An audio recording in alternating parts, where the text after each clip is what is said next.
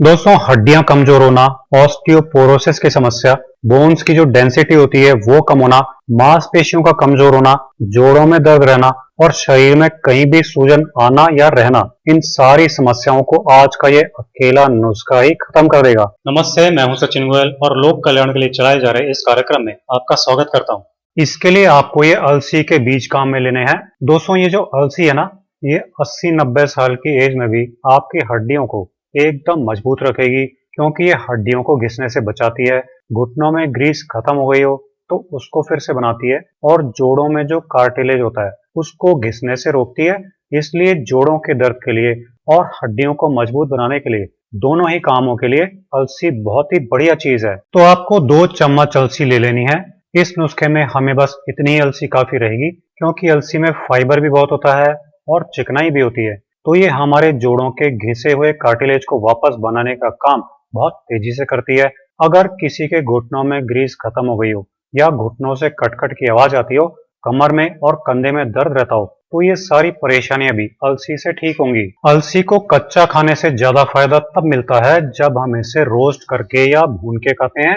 इसलिए हम एक पैन लेंगे और इसमें ये अलसी डालकर बिल्कुल लो फ्लेम पर इसको धीरे धीरे 2 मिनट के लिए रोस्ट करेंगे। कोई घी तेल इसमें नहीं डालना है, ऐसे सूखा ही इसको रोस्ट करना है। जब तक इसमें से अच्छी खुशबू नहीं आने लगेगी तब तक रोस्ट करना है, लेकिन इसको काला नहीं पड़ने देना है। ये देखिए, अलसी रोस्ट हो गई है, तो हम इसको एक प्लेट में निकाल कर अलग रख लेंगे। और जो दूसरी चीज इस नुस्खे में हम यूज करेंगे वो ले लेते हैं। ये है सफेद तिल। ये छोटी सी चीज कैल्शियम का इतना बड़ा खजाना है कि अगर आप डेली तिल खाते हैं ना, तो कभी कैल्शियम की कमी नहीं हो सकती। ना कभी हड्डियां कमजोर होंगी, ना हड्डियां घिसेंगी, ना जोड़ों में कभी दर्द होगा। ये तिल इस नुस्खे में कितना लगेगा? तो ये आपको लेना है 100 ग्राम सफेद तिल। हड्डियों में दर्द और सूजन के कारण आसपास की नसों में भी खिंचाव रहता है ना, और नसें दर्द करती हैं। तेल मालिश करने से या दवा लगाने से भी आराम नहीं आता है, तो तिल आपकी हड्डियों को और नसों को अंदर से इतना मजबूत बना देगा कि ये सब प्रॉब्लम आपकी लाइफ में कभी होगी ही नहीं। अगर आप ये नुस्खा सर्दी में बना रहे हैं तो ये तिल आपको इस तरह लो फ्लेम पर रोस्ट करने हैं, लेकिन अगर आप ये नुस्खा गर्मी में बना रहे हैं तो आपको ये तिल 2 घंटे के लिए पानी में भिगो कर रखने हैं।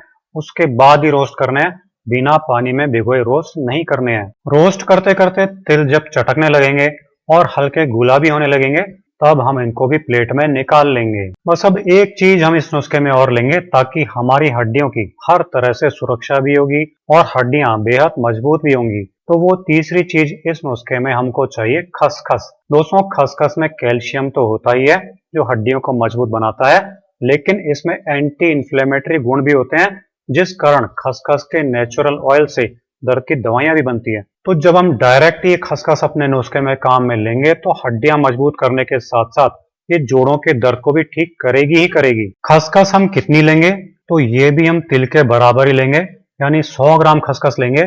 खसखस का एक फायदा आपको और मिलेगा कि हड्डियों में जो चिकनाई कम हो जाती है, जोड़ों की ग्रीस खत्म हो जाती है, तो अंदर ही अंदर हमारे जोड़ों में रगड़ लगने लगती है, जिससे हड्डियां घिसती हैं। छोटी छोटी टूट फूट अंदर हड्डियों में होने लगती है, जिसके कारण घुटनों में गैप आ जाता है। वो सब भी इस नुस्खे से रिपेयर होता है। इसे यूज करने के लिए हम एक पैन में 1 छोटा चम्मच घी डालेंगे और फिर ये 100 ग्राम खसखस हम रोस्ट करेंगे। खसखस के दाने जब घी के साथ मिलते हैं तो इनका असर 10 गुना बढ़ जाता है, और फिर ये हड्डियों को इतना मजबूत बना देते हैं कि हड्डियों में घिसाव की प्रॉब्लम और ऑस्टियोपोरोसिस जैसी प्रॉब्लम्स भी लाइफ में कभी नहीं होती। जब ये तीनों चीजें ठंडी हो जाएंगी, तब हम इनको मिक्सी में डालकर पीसेंगे और इनका पाउडर बनाएंगे, क्योंकि जो नुस्खा हम इन चीजों से बनाएंगे उसमें ये साबुत काम नहीं आएंगी।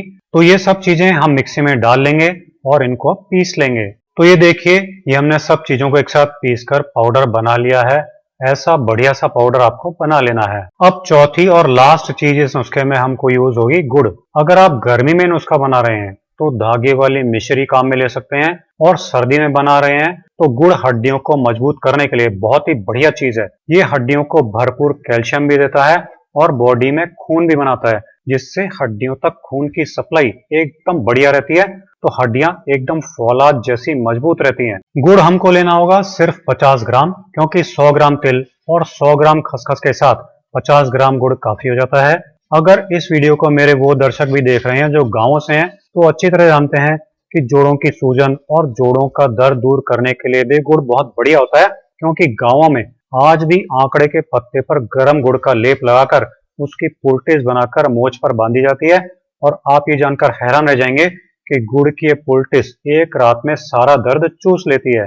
तो इस गुड़ को हम इस तरह कद्दूकस करेंगे। इसको गर्म करने या पिघलाने का झंझट नहीं करना पड़ेगा।